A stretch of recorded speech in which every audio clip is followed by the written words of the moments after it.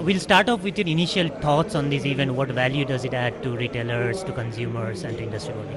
So I think in any industry, it's great to get together. I think particularly in India, where as we know, the market is just developing, just growing. It's very important that retailers and vendors and other industry interested parties regularly come together to talk about what's working, how the consumer is thinking, what's happening in the industry, and out of that we'll be able to build a bigger, more successful business in the future.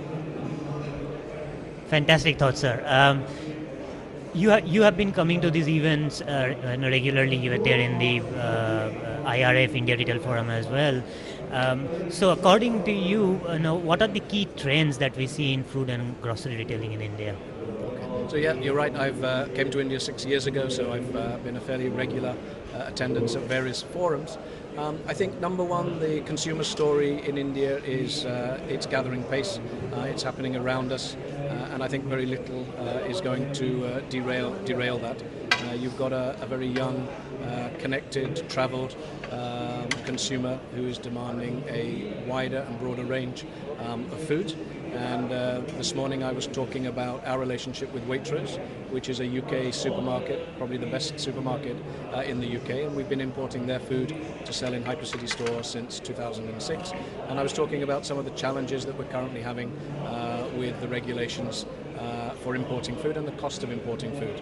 So I'm hopeful that out of this dialogue and other dialogues that we're having, we'll soon be able to get Waitrose products back on our shelves for our customers. Hypercity, along with few of its other competitors, they have been revolutionizing the way Indian consumers shop.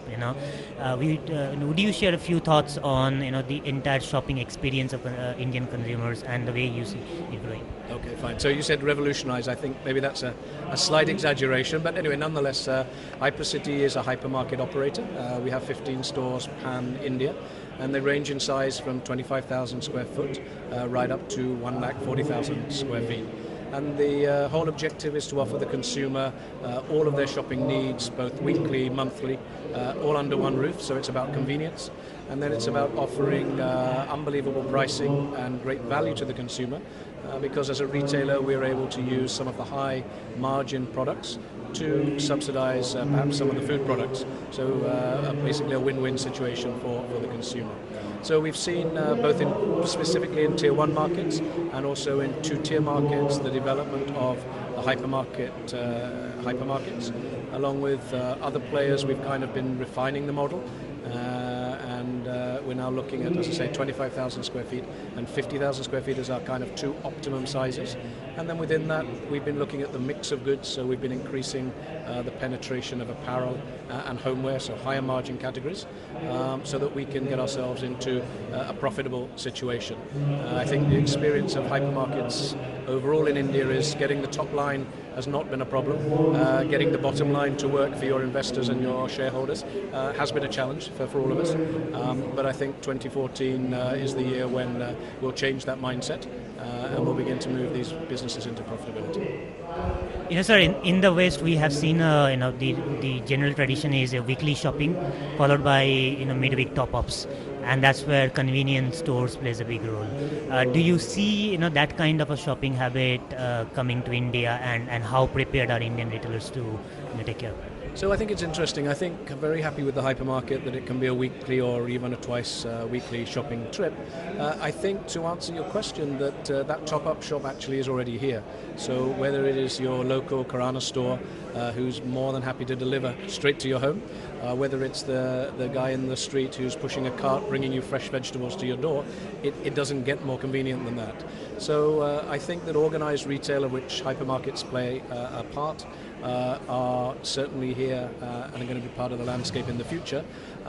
But convenience stores in the way that the West has them, I see some challenges with that, and I actually think the consumer is already extremely well served from the Kirana and the local guy with the cart. So we may not see that convenience store develop in the same way as it's developed elsewhere in the world.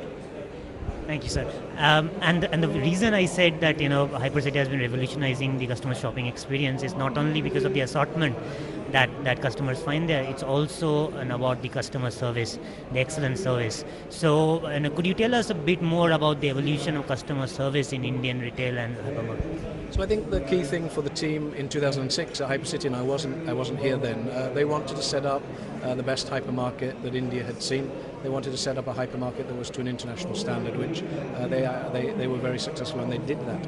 And when I say an international standard, what does it mean? It means a store that is well lit, air conditioned, the aisles are wide enough that you can comfortably shop.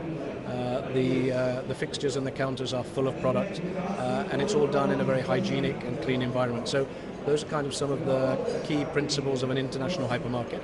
And then lay on top of that the service from the associates. And in India, as in other parts of the world, retail, it is an entry-level employment opportunity, and it does have high turnover. So we all have to work particularly hard to train associates and to be able to keep associates so that they can offer great customer service. One of the things that Hypercity is particularly proud about is 2 years ago we started to work with a couple of NGOs, most notably Punk and the Train BS Nagesh's Train initiative, to really take people with disability and to find them appropriate roles in our stores. And I'm delighted to say today we have 35 employees in Bangalore, Hyderabad and Mumbai who have all one sort of a disability or another. They're outstanding associates.